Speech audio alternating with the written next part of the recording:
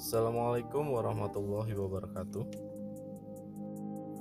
Saya akan menyampaikan hasil penelitian saya tentang analisa kegagalan alat dengan metode FMEA di divisi transportasi material pada sebuah perusahaan baja terpadu. Seperti yang kita tahu, perkembangan industri di Indonesia sangat signifikan.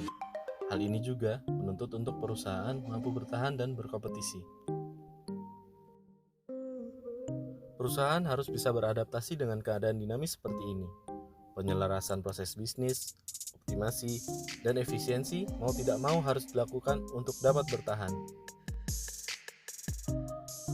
Salah satu yang dapat dilakukan adalah optimasi pada mesin produksi. Ada banyak kendala. Salah satunya adalah waktu jeda perbaikan.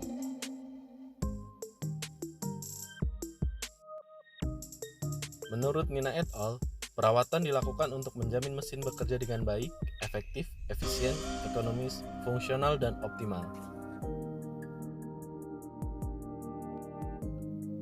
Latar belakang penelitian ini dilakukan karena waktu jeda yang tinggi yang terjadi pada divisi transportasi material. Divisi ini merupakan penyalur material bahan baku untuk pabrik pengolahan selanjutnya.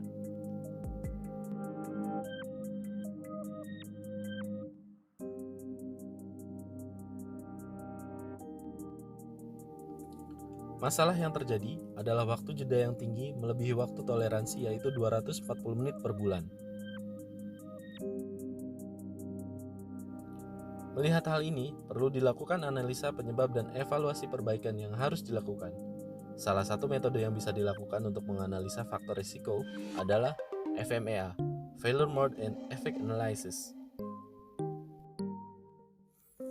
Menurut Anna Burdick, FMEA adalah salah satu metode yang memungkinkan menentukan tingkat risiko dalam area yang ditunjuk dari suatu proses produksi. Penelitian ini menggunakan metode wawancara dari berbagai tingkatan dan menentukan nilai untuk RPN dengan pimpinan divisi yang bersangkutan. Berikut merupakan tabel referensi angka yang diajukan pada saat wawancara.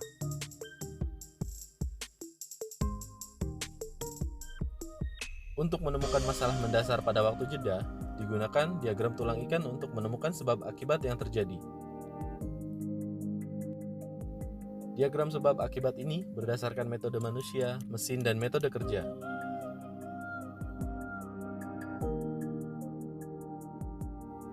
Terdapat 5 penyebab dari kegagalan alat, yaitu yang pertama adalah kerusakan belt.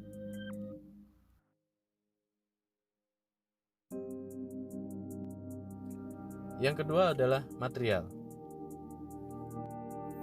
Ketiga, kesalahan personel. Keempat adalah kegagalan tension system. Dan yang terakhir adalah kegagalan sistem transmisi. Pada diagram tersebut disebutkan pula masalah mendasar dari problem-problem yang terjadi. Setelah disepakati nilai-nilai setiap parameternya, maka nomor prioritas risiko dapat dihitung. Angka ini didapat dari sesering apa problem itu terjadi, separah apakah akibat yang ditimbulkan, dan apakah problem tersebut bisa dideteksi atau tidak. Dari hasil perhitungan, nilai prioritas risiko yang paling tinggi adalah belt putus pada mode kerusakan belt.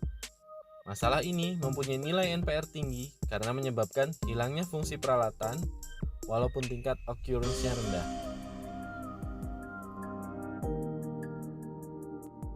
Akan tetapi, hal ini tidak bisa dideteksi kapan belt akan putus. Nilai RPN tertinggi kedua yaitu kandungan air pada material dengan nilai 140.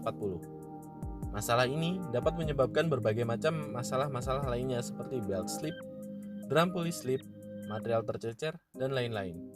Tetapi hal ini tidak menghilangkan fungsi peralatan. Dan tingkat occurrence-nya rendah karena hanya terjadi di musim hujan. Jadi, kegagalan belt putus merupakan parameter problem dengan nilai tertinggi. Ini dapat menjadi acuan untuk pelaksana produksi agar selalu melakukan pengecekan ataupun pada pelaksana preventif untuk belt conveyor.